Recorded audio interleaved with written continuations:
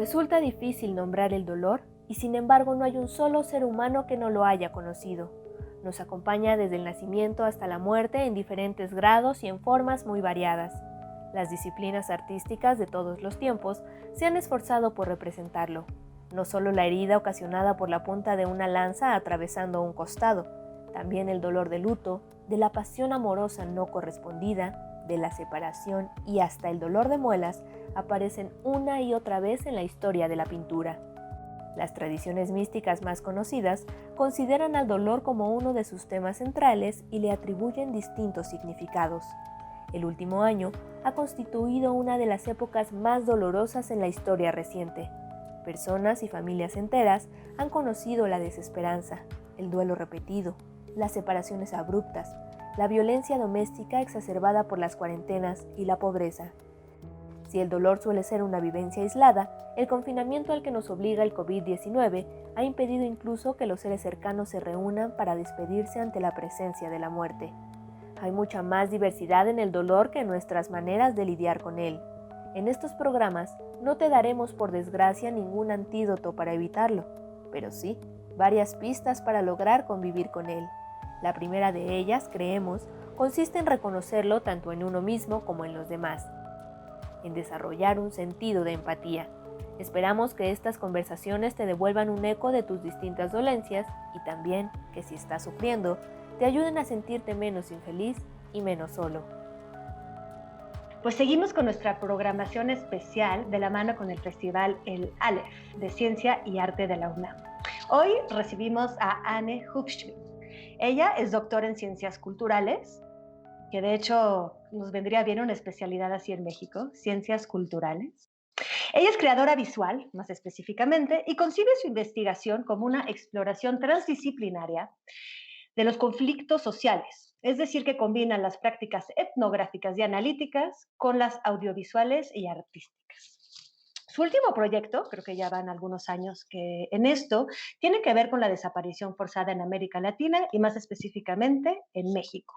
De esta investigación nace el documental Persistencia, que ella firma en 2019 con Jan Holger Hennes. Y este documental, del que vamos a hablar hoy, está disponible en la plataforma del Festival El Aleph desde el jueves 20 de mayo, lo pueden ver, y hasta el domingo 30. Pues bueno, muy bienvenida, querida Anne. ¿Cómo estás? Muchísimas gracias, Yari. Gracias por tenerme ahí en el programa. Es un gran placer. Mira, es difícil hablar ante una audiencia que no ha visto el documental, ¿no? Vamos a hablar de dolor, de la dosis quizás de dolor o del tipo de dolor que conlleva el tema de persistencia, pero me gustaría primero que habláramos un poco de qué trata el documental. Demos un breve panorama. Yo diría que sería el seguimiento de unos familiares en busca de sus desaparecidos en México. ¿Tú cómo lo presentarías? Siempre es difícil de describir o resumir algo tan propio que efectivamente, como tú dices, Persistencia es el final de un viaje que inició hace bastantes años en otra punta del país, con otra pregunta incluso, como son los viajes siempre te llevan a otra cosa. Yo diría que Persistencia nos lleva a un mundo que solemos ignorar, que es el mundo no solamente de la búsqueda, sino de los restos humanos, de lo que queda en la tierra de las personas después de que supuestamente desaparecieron. Es decir, hay fragmentos, hay pequeñas partes que nos hablan de una humanidad que se está buscando y que están buscando en México, que es este hecho absolutamente insólito, los propios familiares. Eso es algo que no se da en ninguna otra parte del mundo, pero también lo hacen acompañados, y eso me importa, que no sean solamente los colectivos, aunque son los y las protagonistas del documental, pero también hay expertos y expertas forenses que de algún modo están ahí también presentes y están también en esta labor de no solamente buscar, sino también tratar de juntar las dos piezas del rompecabezas, que son por un lado las fotos, los nombres de quienes se buscan y que son por el otro lado los fragmentos, los huesitos, las pequeñas partes de lo que se encuentra. Y son los expertos, las expertas forenses que tendrían, al menos en teoría, el saber para juntar las dos y ver si se hace el famoso match y que hay, y eso creo que también el espíritu del documental es la búsqueda no solamente de los restos, sino también de que las personas puedan regresar de algún modo a casa, aunque sea ya en calidad de muertos, pero al menos ya no desaparecidos.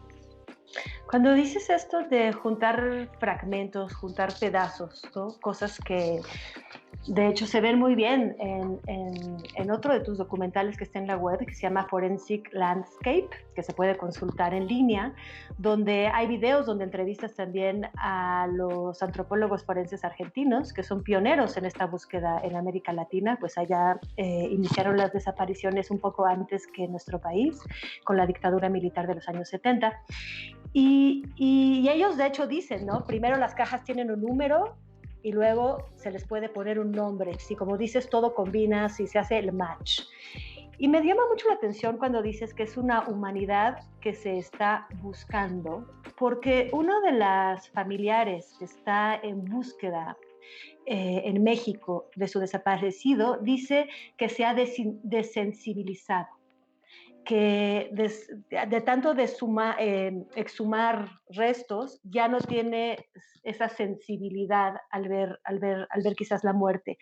¿Tú dirías, podría ser quizás una búsqueda de volver a recuperar un cuerpo, que es donde se siente el dolor, una búsqueda de recuperar la humanidad, es decir, la capacidad de sentir, la capacidad de dolerse, la capacidad de llevar un duelo? Yo creo que es justamente esa cuestión de volver a sentir, como conectarnos con esa sensibilidad, con esta cuestión que, digo, los expertos forenses con los que inicié, digamos, esa investigación hace muchos años, me hablaban también, yo les preguntaba de cómo se hacía para mantener esa capacidad de asombro, esa capacidad de dolerse, y les costaba, ¿no? Porque pues había como un tema del acostumbramiento. Los propios y las sociedades en su conjunto, incluyendo las nuestras acá de este lado, la mexicana, la argentina, la guatemalteca, todos están de algún modo en un movimiento de acostumbramiento, de desensibilización, de normalización, no solamente para porque sean malas gentes o mala sociedad, sino como una medida de sobrevivencia, sobre todo en México, que estamos, y esa es la gran diferencia mexicana, que la violencia, el terror es contemporánea, ¿no? Entonces, y hay que convivir con eso, y eso lleva a una suerte de desensibilización y de normalización. Y creo que los únicos que no se salvan y se quedan en esa burbuja de la afectación son los y las familiares, ¿no? Entonces ahí como se hace un mundo paralelo prácticamente. Y yo creo que de lo poquito que podemos contribuir a los cineastas, quienes estamos haciendo investigación, quienes proponemos ciertas narrativas, es tratar de pinchar un poco esa burbuja y decir, a ver, no es un mundo paralelo, es nuestro mundo, son nuestras gentes, los desaparecidos nos faltan a todos, es como esa famosa consigna, pero más una consigna, que las consignas no me interesan demasiado porque caen con cierta retórica, pero justamente decir, de algún modo todos somos afectados, todos somos responsables, y también, y eso también me interesaba, superar un poco el tema del dolor, poder hacer este movimiento que los familiares están haciendo una especie de transformación desde el dolor, y un dolor que yo creo que es como sería, cualquier intento de describirlo sería banalizándolo, porque más bien necesitamos encontrar un modo de hablar de él sin caer en esa banalización. pero me interesaba decir, a ver, hay un trabajo de duelo, esa búsqueda es un trabajo de duelo, pero es un duelo que no se conforma con sea dolor, sino se hace acción, se convierte en un saber, y un saber hacer, un querer hacer y un saber hacer. Y esa parte me interesaba mucho. Ya no tanto, o en primer lugar, el testimonio del sufrimiento en sí, aunque el dolor está ahí siempre hablando, y es tal vez lo más fuerte, más que el terror en sí o el tema de la muerte, es el roce con el dolor, lo que le mueve a uno, el tapete estando ahí en estos campos, pero más bien como esta cuestión de que hay algo que ahí actúa, hay un hacer desde el dolor y esa transformación me ha interesado muchísimo.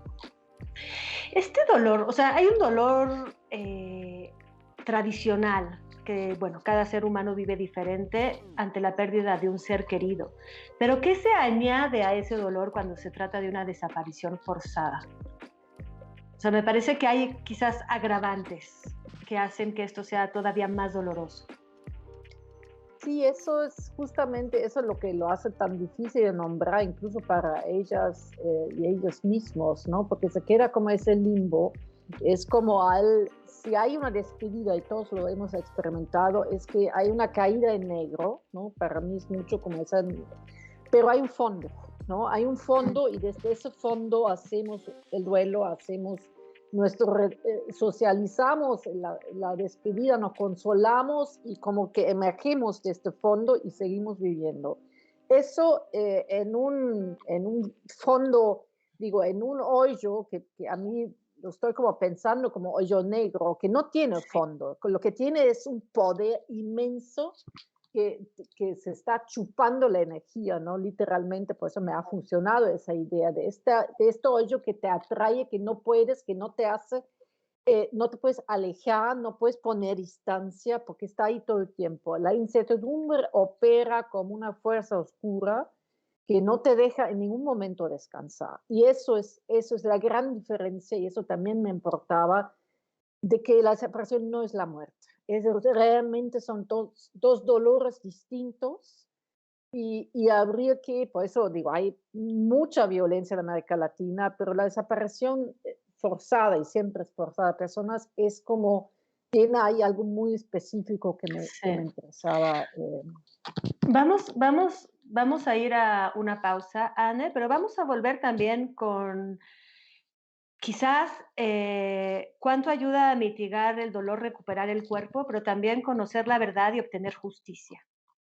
¿Te parece?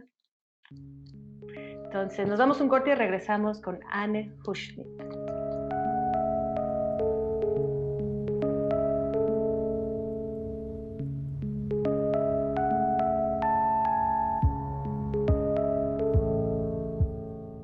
Estamos de vuelta hablando del documental Persistencia que está disponible en la plataforma del Aleph desde el 20 de mayo hasta el domingo 30. Estamos con la guionista, productora, idea original. Este documental es de Anne Hufschmid, que está aquí con nosotros. Y antes de irnos a la pausa, estábamos hablando de cómo el duelo, el dolor, se agravan ante la incertidumbre, ¿no? Y supongo que hay varias cosas que quedan en la incertidumbre. No se puede hacer el duelo porque no se sabe a ciencia cierta jamás qué fue lo que sucedió con la persona desaparecida. Es decir, siempre queda un resquicio de posibilidad de retorno. Siempre, pero también quisiera saber, Anne, ¿qué es lo que más ayuda a mitigar el dolor? ¿Solamente recuperar el cuerpo o es también el hecho de conocer la verdad? ¿Es también el hecho de obtener justicia? ¿Es el hecho de poder hacer memoria? ¿Qué es lo que más mitiga, ayuda y repara en todo esto? Mira, Yael, si algo aprendí en ese trayecto, en estos años que hemos estado en distintos terrenos, siempre volviendo a México, porque siempre vuelvo a México, pero sí como viendo las zonas de terror y viendo de cómo los familiares sean buscando por eso o sean también como en Guatemala, donde los familiares no buscan, pero igual están con toda esa expectativa que pueda haber este retorno. Y si algo vi es que realmente hay mucha diversidad en cómo las personas se relacionan, por ejemplo, con esta extraña manera que son los restos, ¿no? Que son los restos de las personas, es lo que nunca vemos en vida, ¿no? Es lo menos reconocible, los llevamos todos adentro, 206 huesitos, es lo que yo aprendí, pero es algo con lo que no nos relacionamos afectivamente, porque bueno, si bien nos va, nunca lo vamos a ver, ni de nosotros mismos, ni de la gente que queremos, ¿no? Entonces hay ahí una abstracción, es tangible, pero a la vez es súper abstracto, ¿no? Claro. Y me han tocado, digamos, muy distintas reacciones, ¿no? Está el tema, y por eso no hay ciertas cosas que podemos decir, que la importancia, y eso vale para todos, es como tal vez la importancia de poder tocar, de tener eso que tal vez al principio no hubiera pensado qué tan importante es tener de regreso, aunque sea un fragmento, porque muchísimas veces no es todo el cuerpo, no es el esqueleto, sino son pedacitos que te van confirmando, y eso puede ser un alivio y a la vez puede ser un gran dolor, saber que este retorno va a ser como fragmentado, va a ser un pedacito. Entonces es la paradoja, todo eso está atravesado por paradojas, es, digamos, lo único cierto.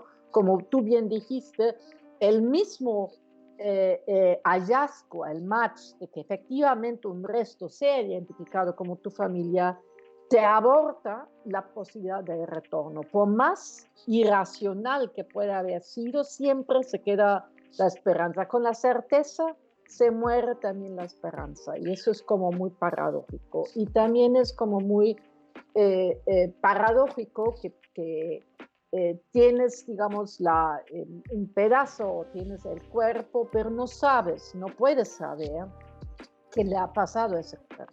Claro. ¿No? Entonces hay como hay un juego entre alivio, que es como lo fundamental, hay un momento de alivio para todos, aunque tal vez aclarándolo, eso solamente para los terrenos donde los movimos, donde los forenses estuvieron trabajando, donde los familiares están buscando.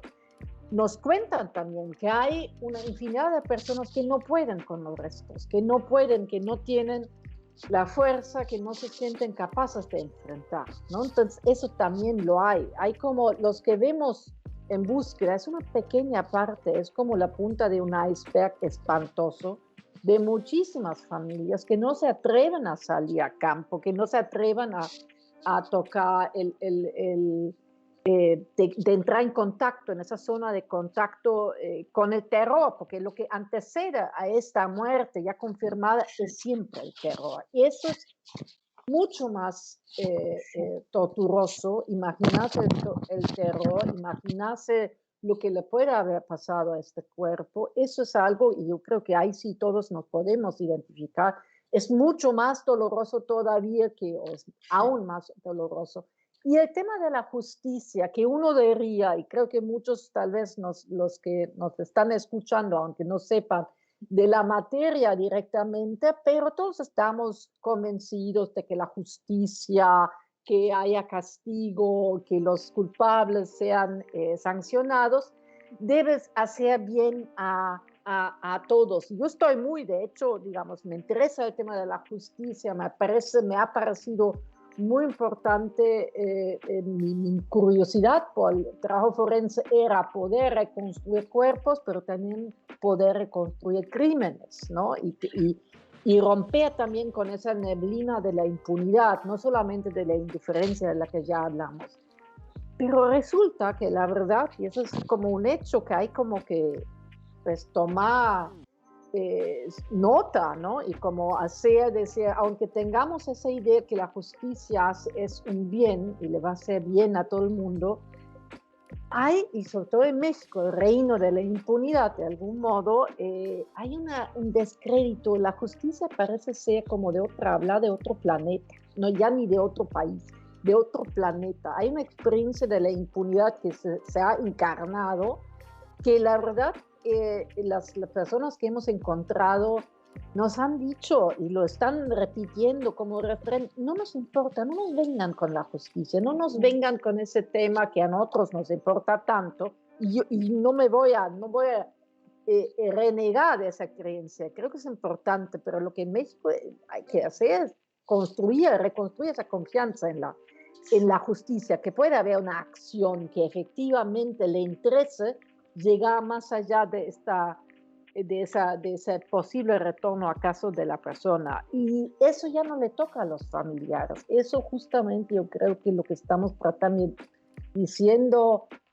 de decir con esa pequeña contribución que puede ser persistencia, de que hay nosotros, y me incluyo, aunque no sea mexicana, como sociedad nos tenemos que hacer cargo. Esa búsqueda, están haciendo un trabajo que no les corresponde. Y las múltiples instituciones, incluyendo la de justicia, se tendrán que hacer cargo, porque efectivamente lo sabemos de Argentina, donde vi por primera vez, me topé con la acción forense, con una antropóloga forense que estaba declarando en un juicio donde los acusados estaban ahí, donde justamente había una acción de justicia, donde lo forense se inscribía, y ahí, digamos, esa idea de que esto sea posible y sea factible se va a tener que construir, y me interesaba mucho, y de ahí, de la acción jurídica, llegué, digamos, a la acción con el cuerpo. En México eso parece ser una idea, no solamente en los hechos, pero también en los imaginarios de la gente. Entonces, el alivio del cual hablamos y que tú me preguntaste, de qué manera se pueda poner un fin a este dolor sin fondo, pasa inevitablemente por este saber. El saber empodera, eso me lo decía Lucy, con la que hemos tenido muchas conversaciones con o sin cámara, a lo largo de la cual aprendí también mucho sobre esa cierta ética forense, porque lo que también mencionabas hace un momento, el mirar los fragmentos como si fueran posibles personas, como esa labor de dignificar los pedacitos, pero dignificar también a la ausente, como alguien que está ahí, que no debemos declarar como no debemos de aceptar esa fórmula ni siquiera del desaparecido, como si fuera una tercera existencia. Uno está muerto o vivo, uno no está desaparecido, ¿no? Entonces esa invención de que el desaparecido es esa cosa como fantasmagórica es muy perversa también, y creo que los forenses están rompiendo con eso, y un poco tal vez quienes proponemos algún tipo de relato sobre ello también nos estamos proponiendo romper con ello. Claro. Dijiste que te incluyes, ¿no? Con este dolor, esta necesidad de buscar justicia en la sociedad mexicana, y bueno, latinoamericana en general. Y te quería preguntar por tu postura como alemana. Antes de iniciar el programa, hablábamos de un poeta que me gusta mucho, que se llama Paul Celan. Él hablaba en un poema que se llama Fuga de muerte, Todesfuge, creo, hablaba de los judíos que cavaban tumbas en el aire, ¿no? Él hablaba precisamente de estos crematorios donde desaparecieron tantas personas, y que pues las tumbas fueron en el aire porque no hubo tumbas, no quedó huella. Y quería preguntar si hay algún paralelo en tu experiencia con la historia, o sea, ¿cómo te relacionas como alemana con estas historias de desaparición?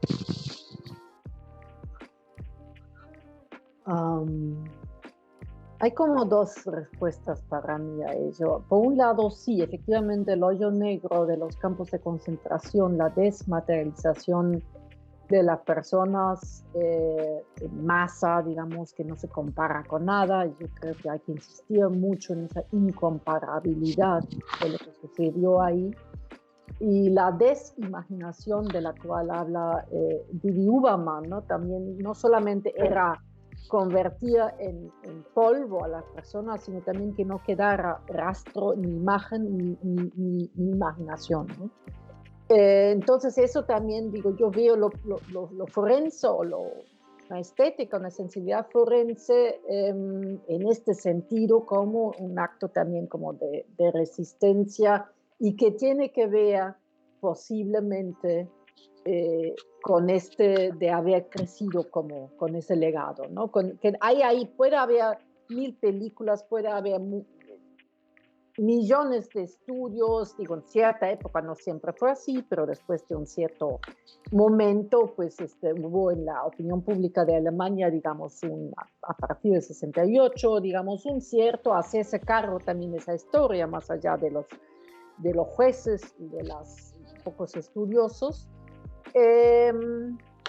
Pero siempre quedó, a partir de que yo crecí en una generación en los 70, cuando pues eso ya se hacía, ya había un sentía generalizado y un saber generalizado, pero siempre queda como un limbo también, siempre queda algo que no te acabas de explicar y queda como un roce, que era un no podías acostumbrar, y eso me importaba mucho, y creo que es más mi generación, puede que las generaciones venideras ya tienen como más distancia histórica. Nosotros creo que somos una generación ahí como de medio. Entonces sí tiene claramente que ver que incluso de repente, yo soy de Berlín además, no soy solamente alemana, soy de Berlín, entonces esa ciudad está como plagada de historia siniestra. Entonces hay una cierta atracción, y lo digo sin morbo, por estas cuestiones que necesitan, que buscamos tal vez explicar, pero no logramos. Te agradezco mucho, bueno, esta conversación. Me parece muy importante reconocer que nada de esto nos es ajeno en ningún lugar del mundo. Y esto que dijiste sobre el hecho de, por supuesto, de haber ya vivido, o por lo menos eventos históricos anteriores que quisieron borrar las huellas, quisieron borrar los nombres, y tratar por todos los medios de que eso no suceda. Muchísimas gracias por tu trabajo, Anne. Y le recuerdo al público, a la audiencia, que el documental está disponible. Pueden verlo ahorita mismo en la plataforma del Aleph. Muchísimas gracias.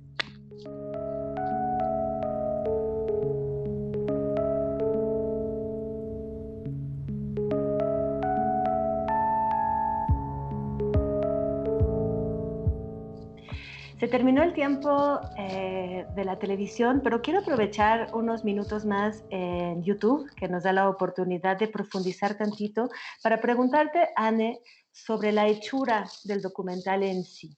El documental es discreto en cuanto al dolor, no es melodramático. Hay escenas, las escenas son serenas, las entrevistas se dan en tranquilidad. Quisiera saber cómo haces para excluir el melodrama de un tema tan terrible. Es decir, ¿siempre fue así durante la filmación? ¿Fue siempre momentos de calma y trabajo o hubo que hacer cortes de edición? Y qué buena pregunta, porque yo creo que tiene mucho que ver, y el gran desafío que enfrentamos es no registrar los hechos, sino decidir de cómo lo vamos a narrar, de cómo vamos a construir una narrativa que le haga justicia, digamos, a lo que sucede, y donde podamos dejarla, digamos, no solamente a lo que estamos acostumbrados de escuchar una madre llorando la muerte o la desaparición de su hijo, ¿no? Que me parece, tiene que haber estas voces, tiene que haber estos testimonios, y lo hay, afortunadamente se ha multiplicado ese trabajo sobre ello. Yo lo vi como una especie de división de trabajo, decía, había lo mío con esa mirada en el detalle, en la cuestión que ya por el primer contacto, cuando empezamos a grabar con los forenses hace ya bastantes años, en Argentina de hecho, era como una labor muy tranquila, muy concentrada, como de mucho respeto, muy lento además, muy lentos son esos procesos, de juntar los cuerpos, de limpiarlos. Eso se ve un poco más en Forensic Landscapes, donde un poco incluimos esa parte. Y aprendimos que si algo no es ese trabajo forense como tal, no es dramático, es muy calmado, es muy pausado, es con mucho respeto y es justamente ese enfoque en los forenses comprometidos, digamos, quienes no trabajan necesariamente para el Estado, sino están ahí por una causa, por un compromiso, ¿no? Los famosos equipos independientes.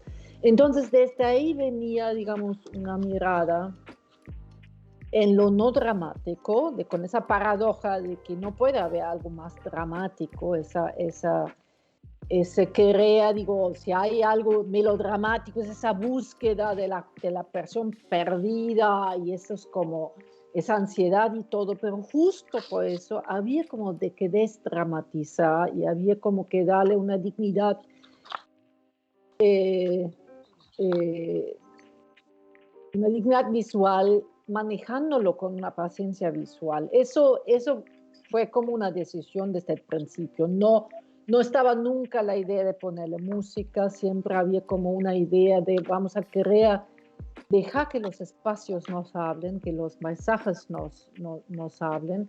Eso fue desde el principio, desde que con otro colega, amigo, gran documentalista con el que empecé el trabajo. Lo que sucedió en México, cuando una nueva fase de trabajo de campo empieza y estamos ya con los colectivos en los campos, es que se me junta, y creo que por fortuna el proyecto, a Jan, que es un joven antropólogo visual, pero sobre todo también documentalista, y él también tiene absolutamente, eso es lo que yo tenía en mente como la paciencia de estar ahí.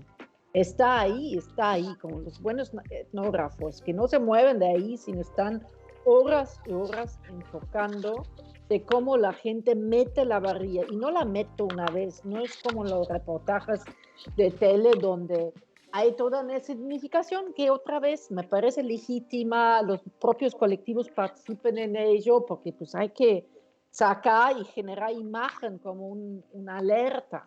Pero en otros nos interesaba como esa cierta tranquilidad por un lado, y nos interesaba también de que todos esos son seres vivos, es decir, de que sean víctimas, y esa palabra a mí no me gusta demasiado, que sean personas atravesadas por este dolor extremo, no les quita la calidad de personas pensantes, vivientes, que les gusta vivir, que comparten la comida, que escuchan música, ¿no? Entonces, nos interesaba mucho también esa parte. Había una cotidianidad y una socialidad incluso en la búsqueda, ¿no? En esa parte.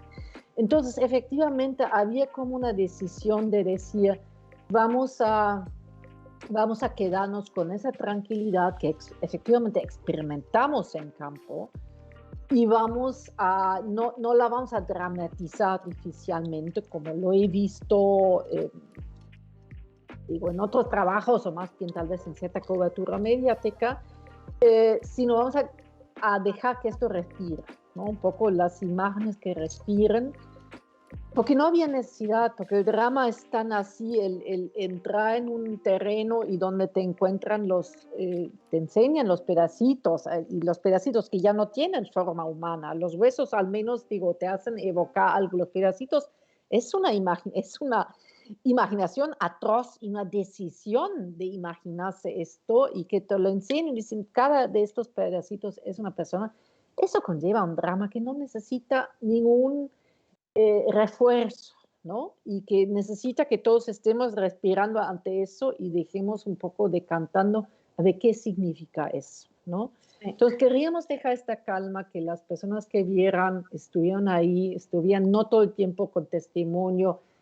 Había cierta concesión, porque queríamos que esta peli saliera, digamos, de esa burbuja de los deportistas enterrados, de los activistas, de las familiares, sino que hablara de eso en otros lados. Entonces había que darle un poco de testimonio, un poco de explicación, y un poco de voz, digamos. Claro, Estamos de más hecho, acostumbrados. sí es cierto que es un trabajo bellísimo de cámaras fijas y de sonidos, ¿no? Los sonidos del viento, los sonidos de los martillos, los sonidos de...